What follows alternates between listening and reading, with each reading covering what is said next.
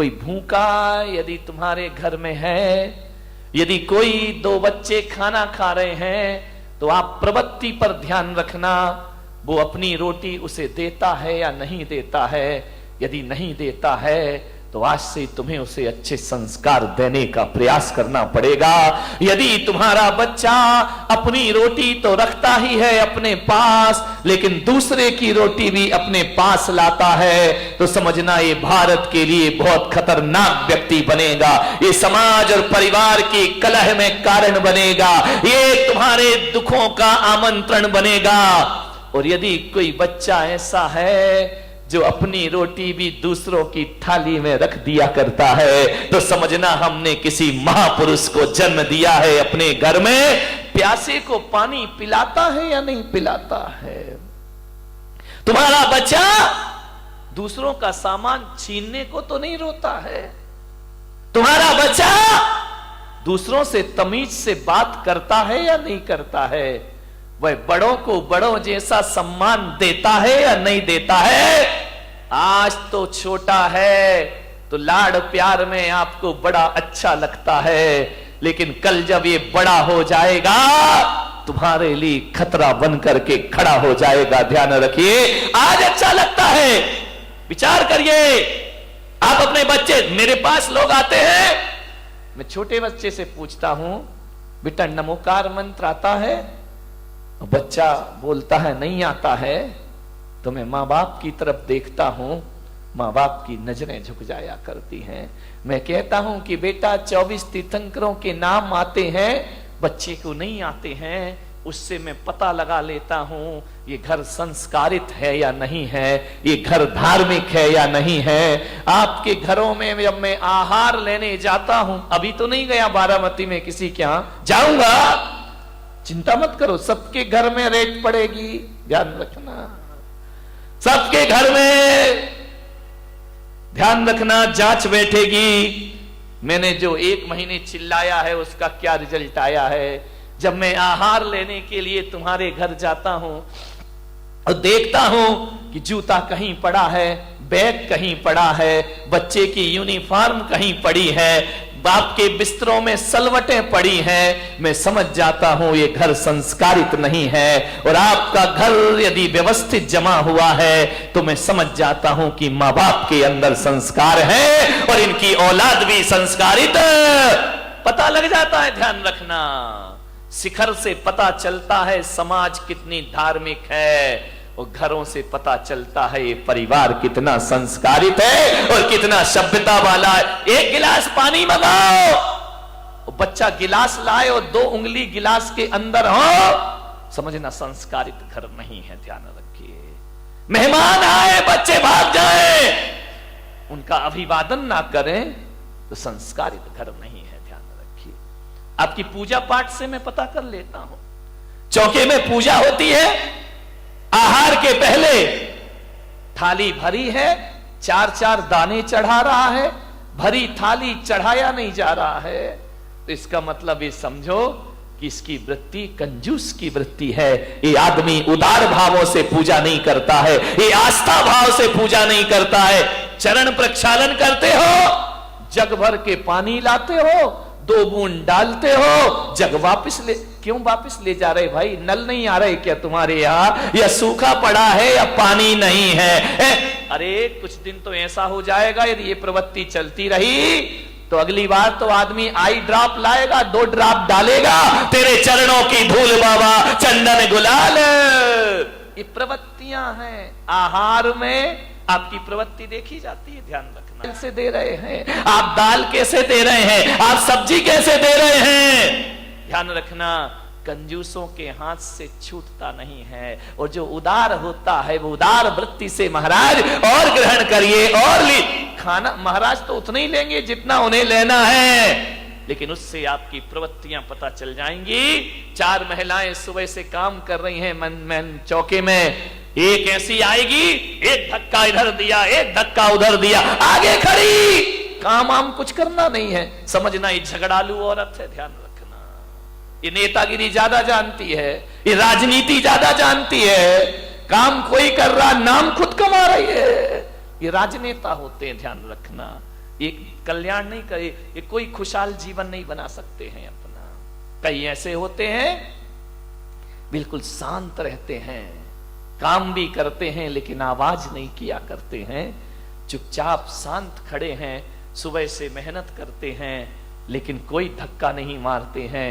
कोई आहार देता है तो आइए आप दीजिए, हम बाद में दे लेंगे, समझना वो संस्कारित आदमी है, वो सभ्यता वाला घर हुआ करता है। ध्यान रखिए, मान्यवर सोचना है आपको, विचार करना है आपको।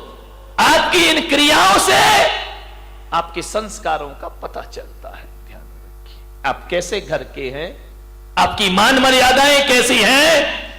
आऊंगा मैं अभी तुम्हारे घरों में पर्युषण के बाद सबको रिजल्ट देने के लिए कि तुम क्या कैसे हो, तुम पंडाल में कैसे दिख रहे हो, घर में पता पड़ेगा कि तुम्हारी जिंदगी क्या हुआ करती है। पंडाल में तो सब सज धज के बैठे हैं मजे से टिप टाप। यदि इतने लोग सुधर जाएं तो मोदी को इतनी मेहनत काहे को करना पड़े मेरे भाई। देश का कल्याण कब का हो जाएगा। ध्यान रखिए, संस्कारों का। मैं ब्रह्मचारी था अहमदाबाद में, 93 की बात है। मैं एक के घर में भोजन के लिए गया, उन्होंने कहा ब्रह्मचारी जी पधारिए, भोजन ग्रहण करिए।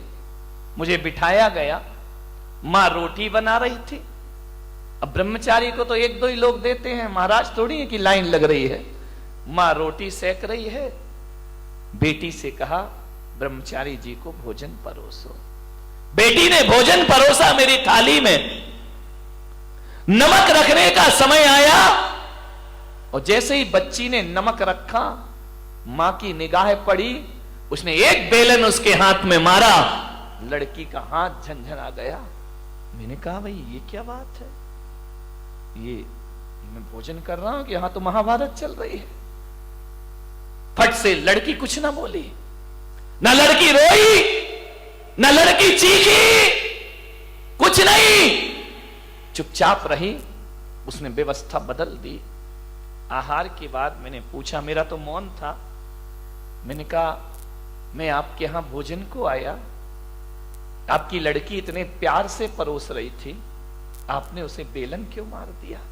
बोले ब्रह्मचारी जी इस लड़की को मैंने 10 बार समझाया कि थाली में नमक कहां रखते हैं और सब्जी कहां रखते हैं, ये आज फिर भूल गई। तो जब ये समझाने से नहीं समझी तो मुझे बेलन उठाना पड़ा। और आप जानते हैं मैंने एक शब्द भी नहीं बोला और एक बेलन ने नमक कहां रखना चाहिए वहां व्यवस्था इसकी करा दी। अपने आप इसने उठाकर रख दिया, अब इसे जिंदगी भर याद। मैंने कहा इतनी बारीकी, मैंने कहा क्या फर्क पड़ता है, नमक यहां रख दिया यहां रख दिया।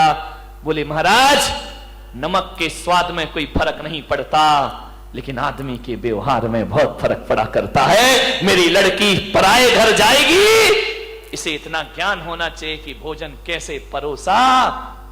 इतना ध्यान आप देते हैं बच्चों का भविष्य बनाने में। मान्यवर निवेदन है आपसे, सोचना है आपको कैसे करें बच्चों की परवरिश। एक लड़की की शादी होना थी, अमीर आदमी, करोड़पति, अरबपति, किसी पैसे की कमी नहीं, 20 नौकर चाकर जिसके घर में, एक करोड़पति के घर में एक आदमी अपने लड़के के लिए लड़की देखने गया। और जैसे ही गया बड़ा स्वागत हुआ, कालीन बिछाए गए, गुलाब जल से स्वागत हुआ।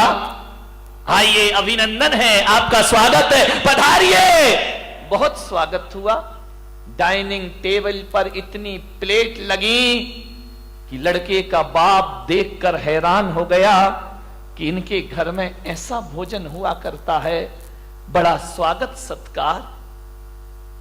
लड़के हर चीज में, नौकर खड़े हुए हैं, पानी लेकर नौकर खड़े, अटैची उठाने के लिए नौकर खड़े, कार का दरवाजा खोलने के लिए नौकर खड़े। बड़ा स्वागत हुआ। लड़की के पिता ने कहा तो भाई साहब रिश्ता पक्का समझूं। लड़के के पिता ने कहा घर जाके जवाब दूंगा। अरे बोले क्या पसंद नहीं आया? मेरी लड़की पढ़ी है, लिखी है, खूबसूरत है, इतनी सुंदर है, पढ़ाई लिखाई में टॉपर है। उसके ने कहा ठीक है, जवाब घर जाके दूंगा। 8 दिन बीते, 10 दिन बीते, 1 महीना बीता, कोई जवाब नहीं। लड़की के पिता का फोन गया, भाई साहब आपने कुछ जवाब नहीं दिया, हां या ना में जवाब दो, क्या कमी है मेरे घर में? लड़के के पिता ने कहा कि भाई साहब मुझे क्षमा करना, यदि मैंने महीने भर जवाब नहीं दिया तो इसका मतलब है मैं तुम्हारे घर में रिश्ता नहीं करना चाहता हूं, लेकिन जब आप मजबूर कर रहे हैं तो मैं कहता हूं कि ये रिश्ता मुझे मंजूर नहीं है। अरे क्या कमी रह गई? मेरी लड़की पढ़ी लिखी है। बोले बेशक कोई दिक्कत की बात नहीं है, मेरी लड़की, बोले आपकी लड़की बहुत सुंदर है। सुंदरता तो बहुत है उस लड़की में। मेरे घर में पैसों की कमी नहीं, कितना पैसा चाहिए आपको? लड़के के पिता ने कहा मैं अपने बेटे को बेचता नहीं हूं पैसों में, मेरा बेटा बड़ा योग्य है, सुशील है। और रही दौलत की बात, तो दौलत की कमी तो मेरे घर में भी नहीं है। यदि ये करोड़पति के घर रिश्ता लेके पहुंचा था तो मैं कोई खाकपति तो नहीं होऊंगा ना मेरे भाई, मेरे पास भी पैसा है। तो उसने कहा भाई साहब जरा ये बता दो ऐसी कौन सी बात है जिससे आप शादी नहीं कर रहे? बोले बस एक बात मेरे सीने में चुभी है, इसलिए मैं तुम्हारी बेटी से शादी अपने लड़के की नहीं करूंगा।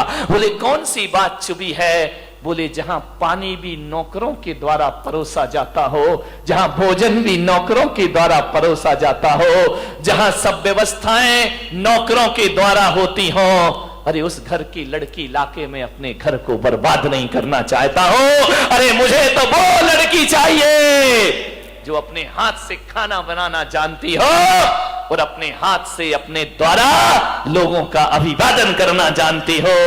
मुझे सुंदरता नहीं चाहिए भाई साहब, हमको संस्कारित लड़की चाहिए, संस्कार वाला घर चाहिए, ऐसा संस्कार वाला घर। अरे ये दौलत तो आज है कल ना रहेगी, और जिस दिन दौलत ना रहेगी नौकरों को छूटने में ज्यादा देर नहीं लगा करती है। लेकिन बेटी के साथ यदि संस्कार है तो दौलत रहे या ना रहे, ध्यान रखना ये रुपए पैसे घर की लक्ष्मी नहीं, मेरी बहू मेरी घर की लक्ष्मी हुआ करती है। उससे बड़ा धन दुनिया में कोई दूसरा। अपनी बेटियों को ये सिखाया है आपने, खाना बनाना नहीं आता तुम्हारी लड़कियों को। ध्यान रखना, जो पत्नी, महिलाओं को कुछ सीखना चाहिए या नहीं सीखना चाहिए। अब मुझे नहीं पता कि अब स्कूलों में होम साइंस पढ़ाई जाती है या नहीं पढ़ाई जाती है, लेकिन महिलाओं को, बालिकाओं को, अपनी बेटियों को कुछ सिखाओ या ना सिखाओ, अच्छा खाना बनाना जरूर सिखाइए, अच्छा भोजन बनाना जरूर सिखाइए। कोई कला आए या ना आए, पाक कला आपकी बच्ची को जरूर आना चाहिए। और लड़कियों को ही नहीं, वक्त पड़े तो लड़कों को भी खाना बनाना ये कोई छोटा काम नहीं है। आप ये मत समझो खाना बनाने से हमारा स्टेटस गिर जाएगा, नहीं मेरे भाई। अरे वही पति पड़ोस में खाने जाता है, वही पति ढाबे का खाना पसंद करता है, वही पति रास्ते में खड़े हुए ठेलों पर खाता है जिसकी पत्नी को अच्छा खाना बनाना नहीं आया करता है। आप अच्छा बनाइए, बाजार से भी अच्छा बनाइए। कौन है जो बच्चा बाहर जाकर खाना खाएगा? लेकिन मम्मियों को टाइम कहां है, वो अपनी किटी पार्टी में लगी हुई है। मम्मियों को वक्त कहां है, वो अपने टैलेंट बनाने में लगी हुई है, वो अपने करियर में सोच रही है। बच्चों के बारे में कुछ सोचा है? किटी पार्टी में यहां घूमना, वहां जाना, ये करना, ये सजना, ये संवरना, यहां वहां, टाइम ही नहीं है मम्मी के पास। ध्यान रखिए, क्या संस्कार देंगी आप लोग? नहीं, मैं आपकी बात नहीं कर रहा हूं। कितनी खुश हो जाती है बंबई वाले के नाम से, वाह मजा आ गया। ध्यान रखिए, वक्त नहीं है बच्चों के लिए आपके पास। बच्चा स्कूल से आता है, मम्मी मम्मी भूख लगी, मम्मी भी टीवी स्टाइल में आ जाती है, बेटा 2 मिनट मैगी लाई, धत मैगी खिला रहे हो उसको। विचार करिए, रोटी बनाना नहीं आती है, खाना बनाना नहीं आता है, खाने में निपुण होना चाहिए हर नारी को। ये भारतीय संस्कृति है। मान्यवर